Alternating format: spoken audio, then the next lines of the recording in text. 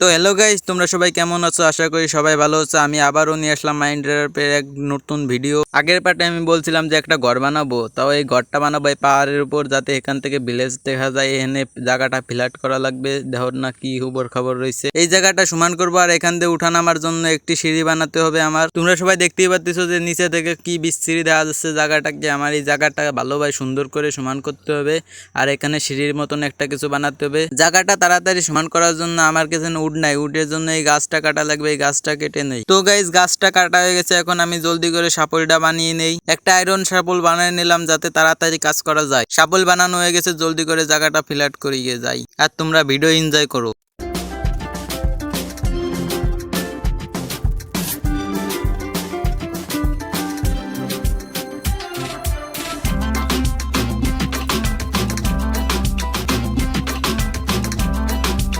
তো গাইস, জায়গাটা ক্লিয়ার হয়ে গেছে, এখন আমার নিচে নামা ওঠার জন্য একটা সিঁড়ি বানানোর দরকার। চলো নামা ওঠার জন্য সিঁড়ি বানানোর জন্য কাজ শুরু করা যাক।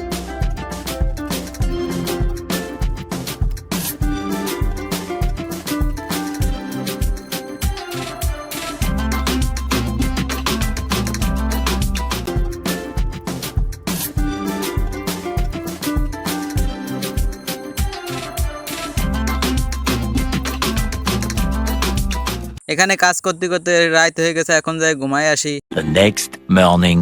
এখন সকাল হয়ে গেছে, এখন আবার কাজ করা শুরু করতে হবে।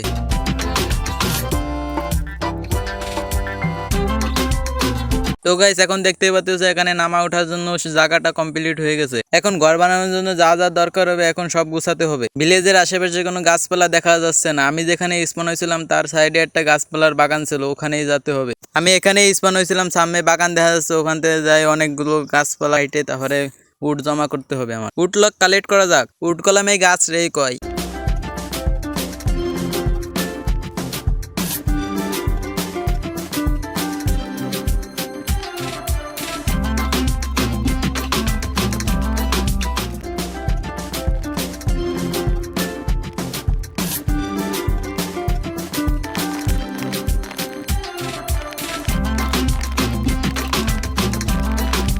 এখানে আমার 2 স্ট্যাক উডলক কালেক্ট করা হয়ে গেছে। এখন আমার মনে হচ্ছে এইতে হয়ে যাবে না, আমার আর কালেক্ট করা লাগবে না। আর এখানে সন্ধ্যা হয়ে আসতেছে, জাতি জাতি মনে হয় রাত হয়ে যাবে না, জলদি দেওয়া লাগবে আমার কাছে এখনো কোনো আর্মার নাই। যদি কোনো রাত হয়ে গেলে জম্বি টম্বি এসে যদি আমার মাইরে দেয়, আমার মাইরে দিতে পারবে না সহজেই। এনে ভিলেজে প্রস্তুতি অন্ধকার হয়ে গেছে, এখন ঘুমায়ে কালকে সকালে ঘর বানানোর কাজ শুরু করব। The next morning. এখানে কিরকম একটা ঘর বানাবো তোমরা দেখতেই পাচ্ছ, এখানে একটা দাগ দিয়ে আছে। একটু কি ঘর বানাবো, বেশি বড় ঘর বানাবো না। তো গাইস, এখানে আমার ঘরের খুঁটি দেওয়া হয়ে গেছে। এখানে আমি খুঁটিগুলো চালাই দিছি, কারণ দেখতে অনেক ভালো লাগে। আর তোমাদেরকে কিরকম লাগতেছে বলো। এখানে একেবারে নিচের বেড়াটা কাঠ দিয়ে দেবো, কারণ কাঠ ছাড়া আমার কাছে অন্য কিছু নাই। স্টোন আছে, স্টোন দিলে অনেক ভালো দেখা যাবে না, কাঠ দিয়ে দেই।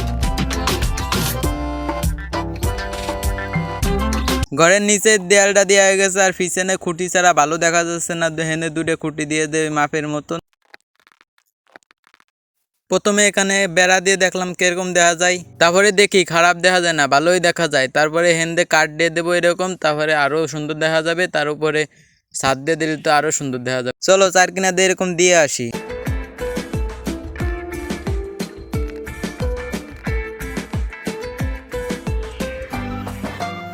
আর এনে সন্ধ্যা হয়ে গেছে, এখানে এখন 2টা দরজা দিয়ে দেবো লাগাই। আর এনে দরজা লাগানো হয়ে গেছে, এখন রাত হয়ে গেছে, এখন যাই ঘুমায় আসি। এখন সাইডে সাজানোর জন্য আমার কিছু কবল স্টোন লাগবে, আমি যাই কিছু কবল স্টোন মাইন করে আসি।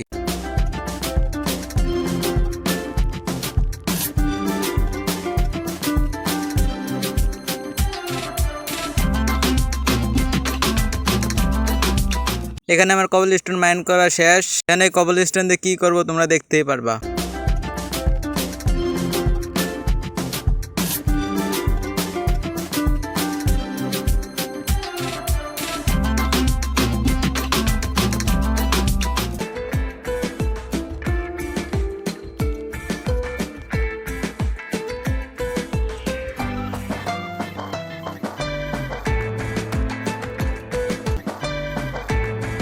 দেখতে পাচ্ছি এখন ঘরটারে কত সুন্দর দেখা যাচ্ছে, আর নিচে কিছু ডেকোরেশন বাহির হয়েছে, সেটা করার পর আরো সুন্দর দেখা যাবে। এখানে এরকম কাঠ ডিস্ট্রিক্ট দেখতে পারবা, পরে কিছুক্ষণ পরেই দেখতে পারবা এখানে কি কারণে আমি দিচ্ছি।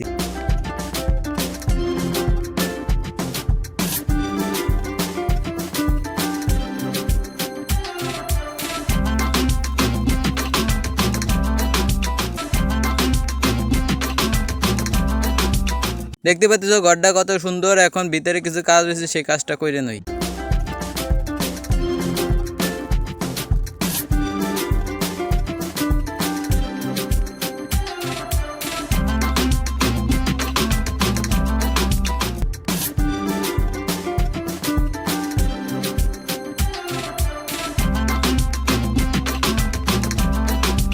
ঘরের ভিতরে কাম শেষ হয়ে গেছে, এখন বাইরের থেকে দেখো কত সুন্দর দেখা যাচ্ছে ঘরটা। দাঁড়াও তোমাদেরকে আরো ভালো মতন দেখাচ্ছি কিরকম হয়েছে আমার ঘরটা। এই দেখো পুরোপুরি ঘর, কিন্তু এই ঘরে ছাদ দেওয়া নেই, ছাদ দেবো পরের পার্টে, কারণ এখন আর ভাল লাগতেছে না। এই তামার শিক্ষি, বাই বাই।